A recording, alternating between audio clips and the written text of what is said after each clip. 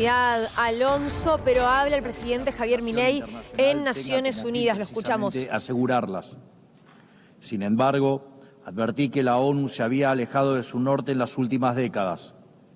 El exitoso modelo de Naciones Unidas que hablaba de la necesidad de paz sin victoria y que se fundaba en la cooperación de los Estados-nación, se vio reemplazado por un modelo de gobierno supranacional de burócratas internacionales que buscan imponerle a los ciudadanos del mundo un modo de vivir determinado.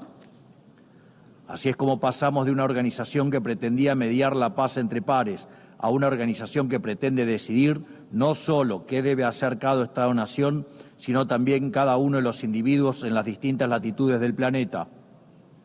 Nosotros creemos en el fin original de este organismo. Creemos que existen problemas globales que requieren del diálogo y la cooperación internacional para ser resueltos. Pero para eso debemos rechazar estas extralimitaciones que a menudo acompañan a las agendas nobles. Como sostuvimos el año pasado, no acompañaremos nunca el cercenamiento de libertades individuales, comerciales, ni la violación de los derechos naturales de los ciudadanos de los Estados miembros. Y durante el último año y medio hemos votado en consecuencia. Esto lo digo a sabiendas de que muchos no comparten mis palabras, porque como siempre dije, es preferible decir una verdad incómoda que una mentira confortable. En esta línea, hoy quiero hablarles acerca de un problema específico que enfrentan todos los países modernos. Actualmente, en todo el mundo se está planteando una contradicción entre el presente y el futuro, un problema de índole política, económica y filosófica, en cuya respuesta se juega el destino de la humanidad toda. Si lo llevamos a los términos de comodidad e incomodidad que he planteado, el mundo entero parece estar estancado en el confort del presente, haciendo caso omiso a las consecuencias que esto pueda traer en el futuro. Como la incomodidad le resta voto y poder a quien lo asume, los dirigentes prefieren hacer todo lo que está a su alcance para mantener el statu quo heredado, aunque sea a costa de las consecuencias futuras. Incendian el futuro para mantener caliente el presente. Así, los estados contemporáneos han entrado en una dinámica muy compleja de revertir, en la que los incentivos tanto de la población como de los políticos apuntan a privilegiar el repartir la riqueza de hoy por sobregenerar la riqueza de mañana.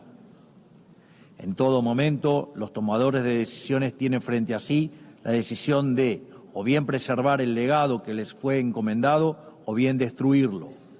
Este legado puede ser riqueza acumulada, capacidad productiva, leyes o cualquier cosa que haga el bien común.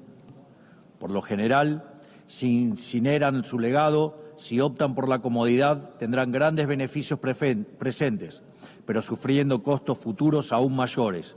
Si yo dispongo de un ahorro hoy, lo pierdo para mañana.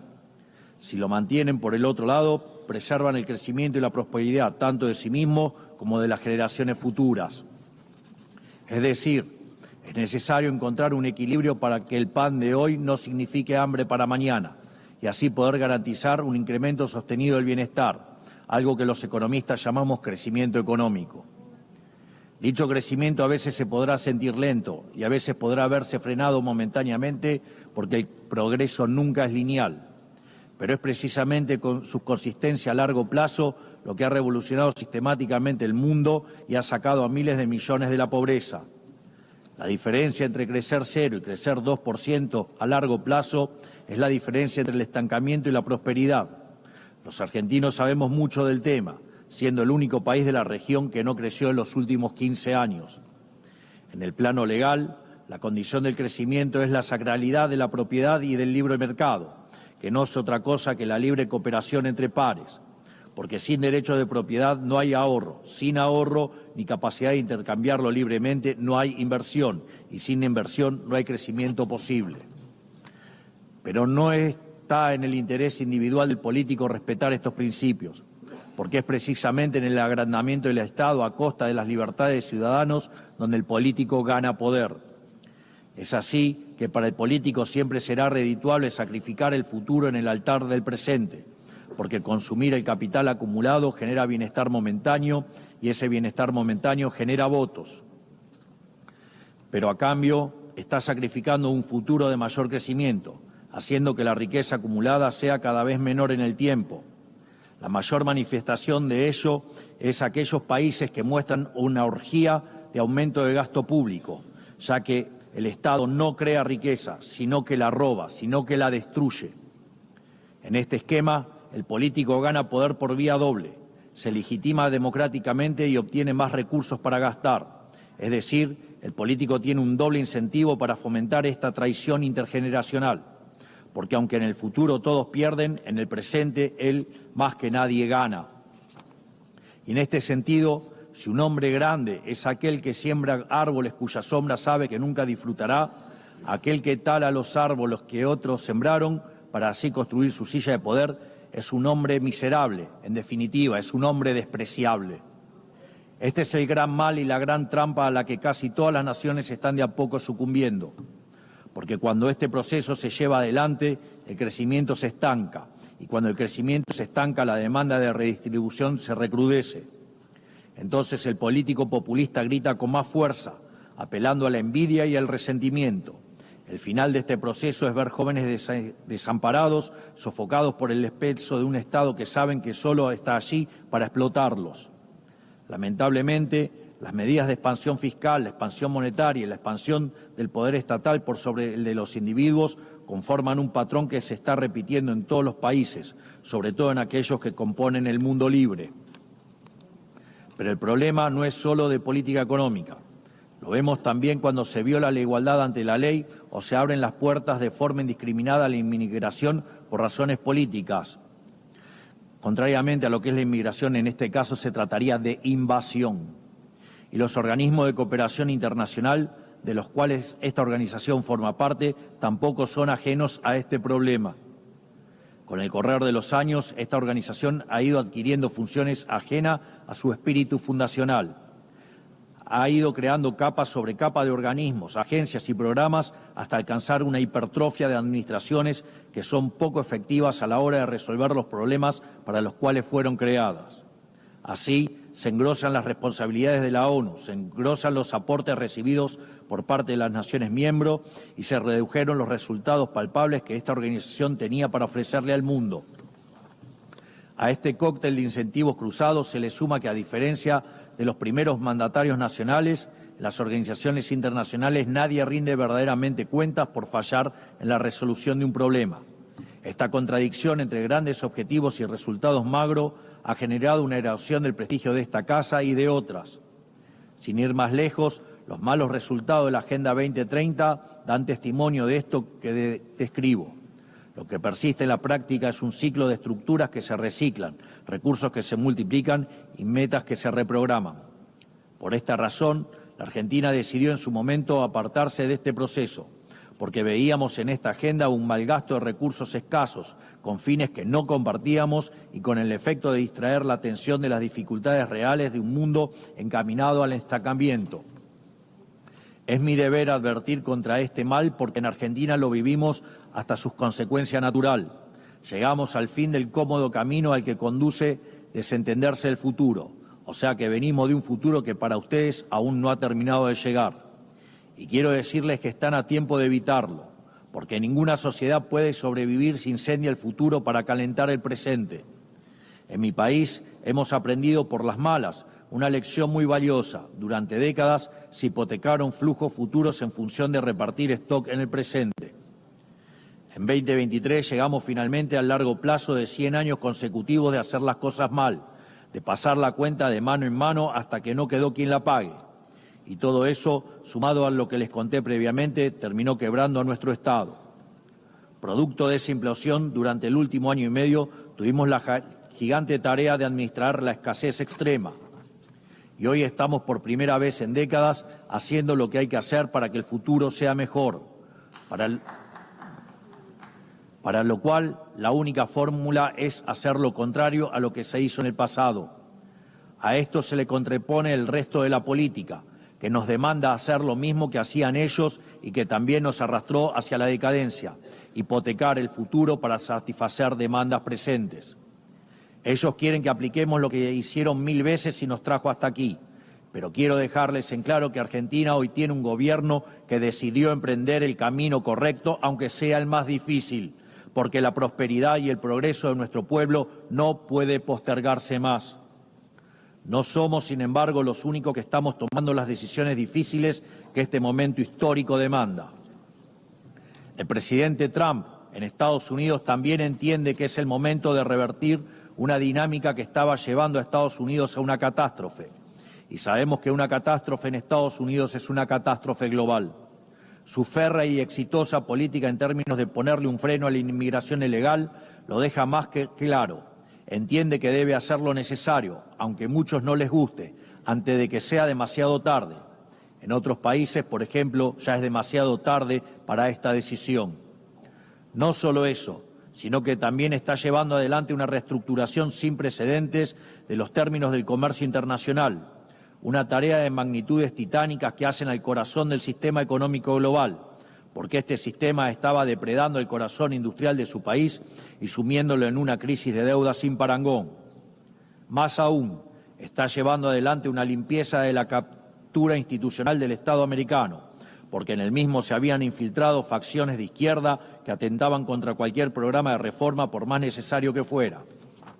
Este tipo de desafíos que tanto el presidente Trump como yo estamos abordando tienen un denominador común que todos los países del mundo e incluso las organizaciones supranacionales deben enfrentar. Deben encontrar la manera de recuperar un interés por el futuro y no sucumbir a la tentación de solo atender el presente. Esto es algo que las grandes naciones de Occidente durante mucho tiempo practicaron y necesitamos recuperar. Hace falta volver a las bases. Debemos recuperar una noción de lo prioritario, acompañado por recuperar una noción de hacer lo difícil y correcto por sobre lo fácil y cómodo.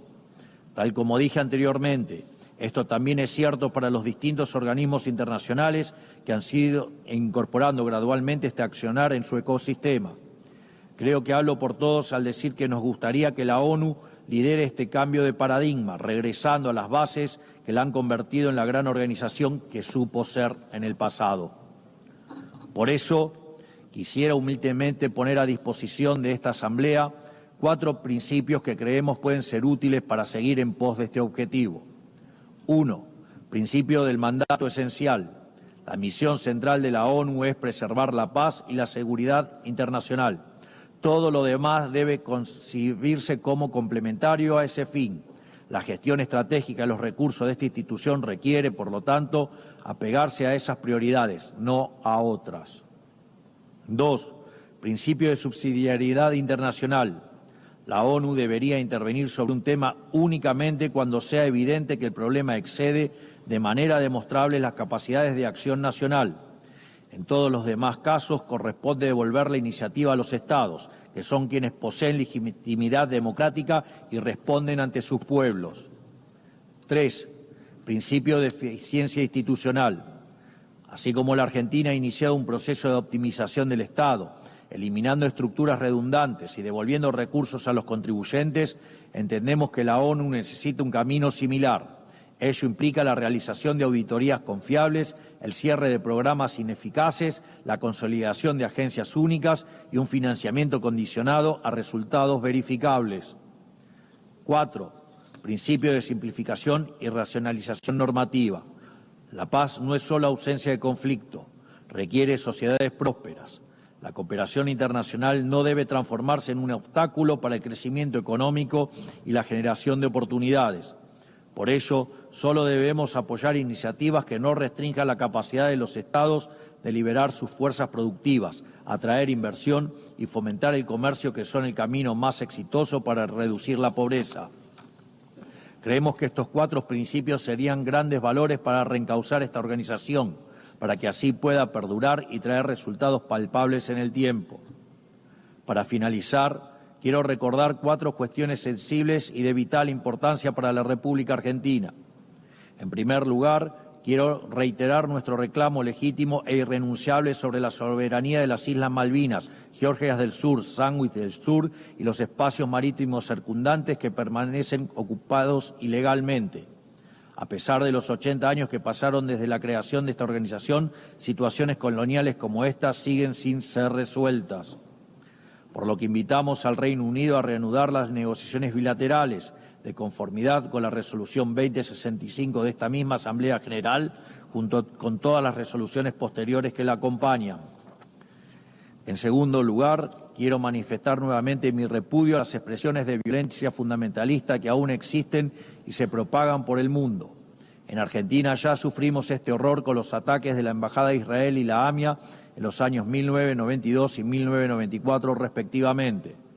Por eso instamos a la comunidad internacional a fortalecer la cooperación jurídica para garantizar que las circulares rojas de Interpol sean respetadas y que los responsables de dichas atrocidades puedan comparecer ante la justicia, ayudándonos a terminar de cicatrizar esta dolorosa herida en la historia de nuestro país. Tercero, estamos asistiendo a una escalada inadmisible en la violencia política por parte de la izquierda a nivel global, violencia que en Argentina conocemos muy bien. Es inadmisible recurrir a la fuerza allí donde las razones fallan. Por eso repudiamos enfáticamente estos procedimientos que atentan contra las normas básicas de convivencia democrática. Cuarto, la situación del ciudadano argentino Nahuel Gallo, secuestrado y detenido de manera arbitraria en Venezuela sin imputación, sin asistencia legal ni consular. En palabras simples, una desaparición forzosa.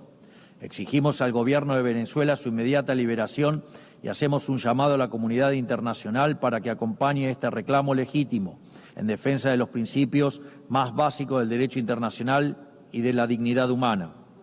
Finalmente, reiteramos nuestra exigencia de liberación inmediata de los rehenes que aún permanecen cautivos en Gaza.